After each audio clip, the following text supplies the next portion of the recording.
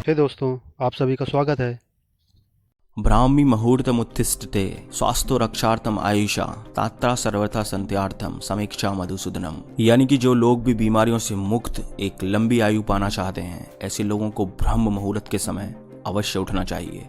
आयुर्वेदा ब्रह्म मुहूर्त चमत्कारिक पल या अमृत बेला सूर्योदय से ठीक 96 मिनट पहले का वो रहस्यमय और चमत्कारिक समय जिसका ठीक से उपयोग करना अगर आप लोगों को आ गया तो कुछ ही समय में आपकी लाइफ में आए चेंजेस को देखकर आप दंग रह जाओगे और आप अपने किसी भी ड्रीम को इतनी आसानी से अचीव कर लोगे जिसके बारे में आपने कभी सोचा भी नहीं होगा। आप किसी भी स्किल्स में इतनी जल्दी मास्टर बन जाओगे जिसे देखकर आप खुद भी हैरान रह जाओगे, क्योंकि ब्रह्म मुहूर्त में किया गया कोई भी काम ठीक उसी तरह से विकसित होता है जैसे कि पानी, खाद और सूरज की प्रेजेंस में कोई पौधा। इसीलिए इस समय को द क्रिएटर आवर्स भी कहा गया है। और ये मैं कोई सो-कॉल्ड जादू टोने की बात नहीं कर रहा हूँ। आज मैं ये बात आपको एंशिएंट और मॉडर्न दोनों साइंसों से प्रूफ करके दिखाऊंगा। So let's get started. ब्रह्म मुहूर्त को हमारे हिंदू स्क्रिप्चर्स जैसे कि वेद, पुराण और उपनिषद में बहुत महत्वपूर्ण जगह दी गई है। ये मैं आपको मनुस्मृति से दिखाता हूँ। ये देखिए,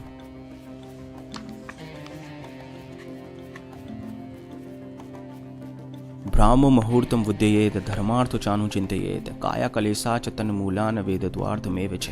मतलब कि हमें ब्रह्म मुहूर्त के समय उठकर ध्यान यानी कि मेडिटेशन और वेदों का ज्ञान लेना चाहिए। अब आप सोचो कि इतना कठिन कहा जाने वाला वेदों का अध्ययन को महर्षि मनु ने ब्रह्म मुहूर्त के समय ग्रहण करने को कहा है, तो इसके पीछे एक बहुत बड़ा रीजन रहा होगा। और हाँ, सच में इसके पीछे एक बहुत बड़ा रीजन है। और न केवल हिंदू रिलीजन में बल्कि ऑलमोस्ट सारे रिलीजन्स में इस समय को prayers, religious study, meditation, thinking, planning और लर्निंग के लिए इंपॉर्टेंट बताया गया है। सो मैं आपको ये बताऊंगा कि इस समय के दौरान यूनिवर्स में ऐसा क्या होता है जो ब्रह्म मुहूर्त के समय को इतना पावरफुल बनाता है। फर्स्ट है लॉ ऑफ अट्रैक्शन, यानी कि जैसा भी आप सोचोगे वैसा ये यूनिवर्स आपको बदले में देगा। That is called law of attraction. अब आप ये सोच रहे होंगे कि सोचता तो मैं दिन भर हूँ, लेकिन इसका ब्रह्म मुहूर्त से क्या लेना देना? तो लेना देना है। फॉर एग्जाम्पल, आप कुछ देर के लिए ऐसा सोचो कि हमारे यूनिवर्स एक मोबाइल टावर है और हम सबके ब्रेन मोबाइल फोन्स। अब दिन के समय जब सब लोग जगे हुए होते हैं, उस समय सब लोगों के ब्रेन यूनिवर्स में कोई ना कोई सिग्नल भेजते रहते हैं। सिग्नल से मेरा मतलब है थॉट्स। अगर आप भी उस समय कोई इंपॉर्टेंट थॉट यूनिवर्स में भेजोगे तो उस थॉट को रियल लाइफ में मैनिफेस्ट होने में बहुत टाइम लगेगा। लेकिन सुबह के समय ब्रह्म मुहूर्त के दौरान जब सब लोग सोए हुए होते हैं, तब यूनिवर्स का फ्रिक्वेंसी लेवल बहुत कम होता है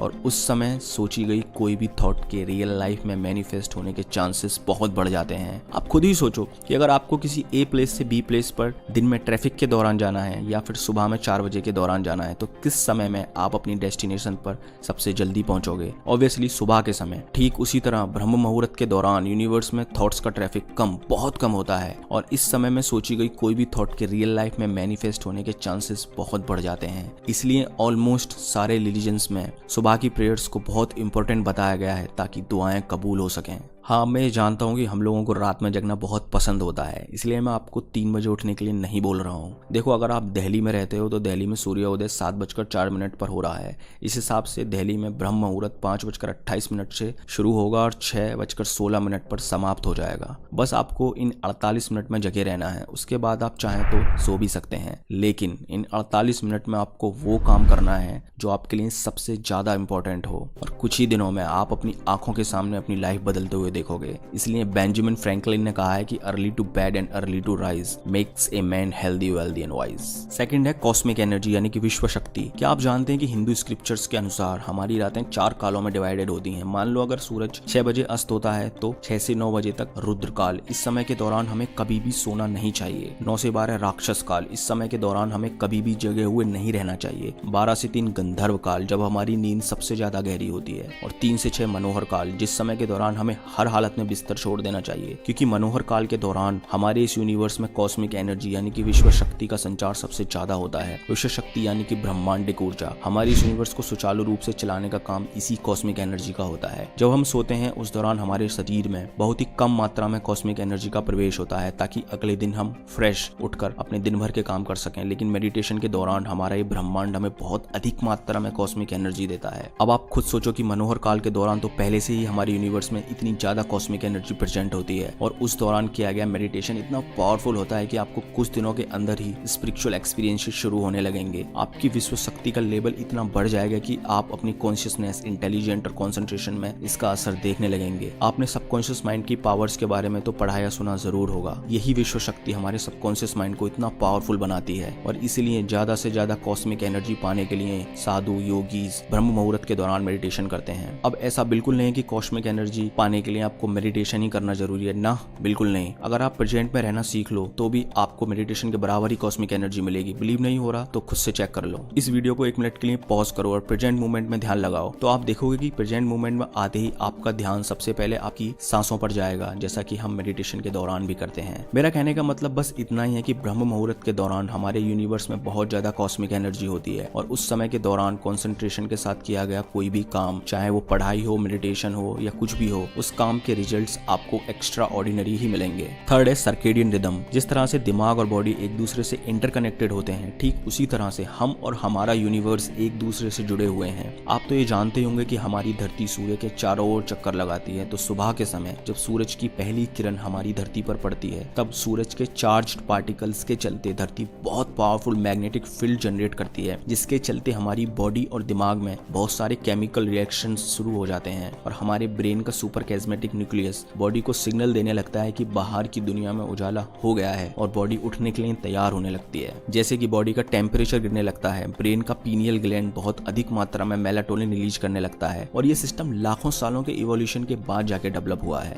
अब आप ये दोनों डायग्राम्स को देखिए। पहला है सर्केडियन रिदम और दूसरा है आयुर्वेदिक डोसाज टाइमिंग्स। सुबह के 4 बजे हमारी बॉडी का टेम्परेचर सबसे कम और ब्रेन में मेलाटोनिन का लेवल सबसे ज्यादा होता है और लगभग सुबह में 7:30 के आसपास हमारा ब्रेन मेलाटोनिन बनाना पूरी तरह से बंद कर देता है। अब आप सोच रहे होंगे कि क्या मेलाटोनिन बोल रहा है, ये तो बता भाई इससे होता क्या है। तो सुनो, सुबह के समय ब्रेन में मेलाटोनिन का लेवल ज्यादा होने की वजह से दिमाग बहुत शांत और स्टेबल होता है, जिसके चलते हमारे ब्रेन की कंसंट्रेशन और फोकस करने की एबिलिटी बहुत ज्यादा बढ़ जाती है। और वहीं अगर आयुर्वेद की बात करें तो हमारा शरीर इन 5 एलिमेंट्स से मिलकर बना हुआ होता है, अर्थ, वाटर, फायर, एयर और ईथर, या जिसे स्पेस भी कहते हैं। और इन्हीं 5 एलिमेंट्स से मिलकर हमारी शरीर की 3 मुख्य एनर्जी का निर्माण होता है, वाता यानी कि एयर एंड स्पेस, पिता यानी कि फायर, कपा यानी कि अर्थ एंड वाटर। आयुर्वेद के अनुसार सुबह 2 से 6 और शाम को 2 से 6 के बीच हमारी बॉडी में वाता एनर्जी डोमिनेंट होती है और इस समय हमारे दिमाग की क्रिएटिविटी, कंसंट्रेशन और फोकस करने की एबिलिटी बहुत ज्यादा होती है। इसलिए हमें इस समय में ज्यादा से ज्यादा मेंटल वर्क करने चाहिए ताकि हमारी प्रकृति भी आपका उस काम को करने में साथ दे सके। सो टू कंक्लूड, हमारा शरीर प्रकृति के बनाए इन नियमों के अनुसार चलना चाहिए, लेकिन हम असल जिंदगी में करते क्या है वो हम सब जानते हैं, उसे बताने की जरूरत नहीं है। फॉर एग्जाम्पल, आयुर्वेद के हिसाब से हमें 10 बजे से 2 बजे के बीच किसी भी हालत में जगे हुए नहीं होना चाहिए, लेकिन आज की सोशल मीडिया के जमाने में 2 बजे से पहले सोता कौन है भाई। देखो, पानी जिस दिशा में बह रहा है, अगर उस दिशा में तैरोगे तो किनारा जल्दी मिल जाएगा। यानी कि अगर आप नेचर और यूनिवर्स के हिसाब से चलोगे तो ये नेचर और ब्रह्मांड भी आपका साथ देंगे और किनारे की तरह आप अपनी लाइफ के सारे गोल्स बहुत आसानी से अचीव कर पाओगे। अगला पॉइंट है प्योरेस्ट इन्वायरमेंट। क्या आप जानते हैं कि सुबह के समय यानी कि ब्रह्म मुहूर्त के समय हमारे आसपास का इन्वायरमेंट अपनी सबसे प्योरेस्ट फॉर्म में होता है। सुबह के समय इन्वायरमेंट में लगभग 41% ऑक्सीजन और केवल 4% कार्बन डाइऑक्साइड होती है, इनकी मिनिमम पॉल्यूशन। अब आप ये सब तो जानते ही होंगे कि फ्रेश एयर में सांस लेने से सैकड़ों फायदे होते हैं, जिसमें कि सबसे बड़ा फायदा ये है कि फ्रेश एयर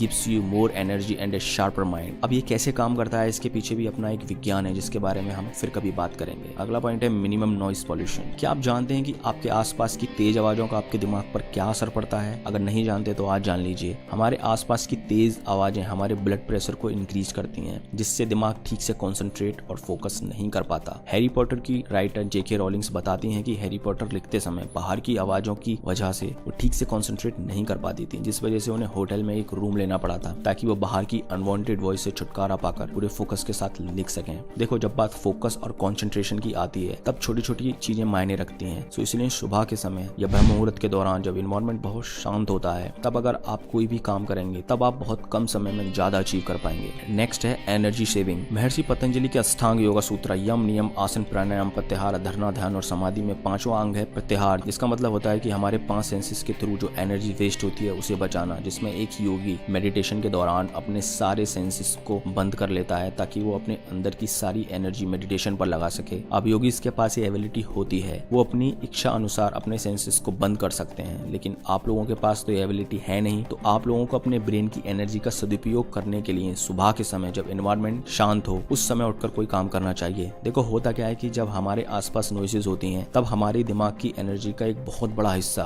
उन नॉइसेस को समझने में लगा रहता है, चाहे फिर वो वॉइस अनइम्पोर्टेंट ही क्यों ना हो। इसलिए अगर आप सुबह के समय उठोगे तो शांत वातावरण के कारण आपका चेतन मन यानी कि कॉन्शियस माइंड जिससे हम सोचते हैं वो बहुत शांत रहेगा, जिसके चलते उठने के 20 मिनट बाद तक आप जो भी करोगे वो डायरेक्टली आपके सबकॉन्शियस माइंड में जाके बैठेगा। और अगर एक बार आपने अपने सबकॉन्शियस माइंड में कुछ बैठा दिया तो दुनिया में ऐसी कोई भी ताकत नहीं है जो उस बात को सच होने से रोक सके। तो आज से ही अपने आप से एक वादा करो कि मैं रोज सुबह 4 बजे उठूंगा, चाहे ये दुनिया फिर इधर की उधर ही क्यों ना हो जाए। और ऐसा आपको कुछ दिनों तक ही करना है। कुछ ही दिनों में आपका एनर्जी लेवल, कंसंट्रेशन इतना बढ़ जाएगा, आप दिन भर इतने फ्रेश और खुश रहने लगोगी कि फिर आपका कभी भी लेट तक सोने का मन ही नहीं करेगा। सो दैट्स ऑल दोस्तों, अगर वीडियो अच्छी लगी हो तो लाइक करें, शेयर करें ताकि और लोगों तक भी ये इन्फॉर्मेशन पहुंच सके, और इस चैनल को सब्सक्राइब करके चैनल के विकास में अपना योगदान दें। धन्यवाद।